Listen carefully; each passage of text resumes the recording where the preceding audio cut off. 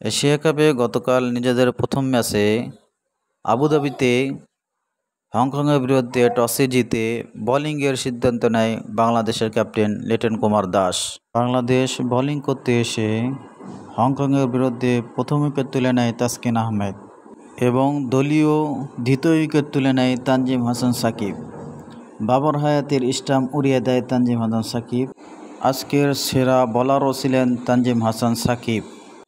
4 over bowling করে 21 run খরচ করে 2 উইকেট তুলে নেয় তানজিম হাসান সাকিব। হংকং 20 ওভারে 7 উইকেটে 143 রান সংগ্রহ করে। জবাবে বাংলাদেশ ব্যাট করতে এসে পারভেজ হোসেন ইমন ও তানজিদ হাসান তামিম ভালোই শুরু করেছিল, কিন্তু তারা দুজনেই কেউ বেশি দূর এগোতে পারে নাই। পারভেজ হোসেন ইমন 14 বলে 19 রান করে আউট হয়ে যান ও তানজিদ হাসান তামিম 18 বলে 14 রান করে আউট হয়ে চলে যান। বাংলাদেশের ক্যাপ্টেন লিটন কুমার দাস ও তাওহিদ হৃদয়ের 95 রানের পার্টনারশিপের ভর করে বাংলাদেশ জয় তুলে নেয়। ক্যাপ্টেন লিটন 39 বলে 59 রান করে জয় তুলে নেন।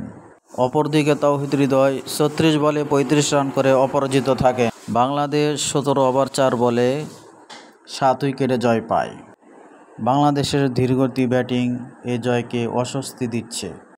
হংকংয়ের বিরুদ্ধে কষ্টার্জিত জয় নিয়ে বাংলাদেশ কী পারবে আফগানিস্তান ও শ্রীলঙ্কার বিরুদ্ধে লড়তে? কমেন্টে আপনাদের মতামত জানিয়ে দিন এবং ভিডিওটি ভালো লাগলে সাবস্ক্রাইব করে পাশে থাকুন।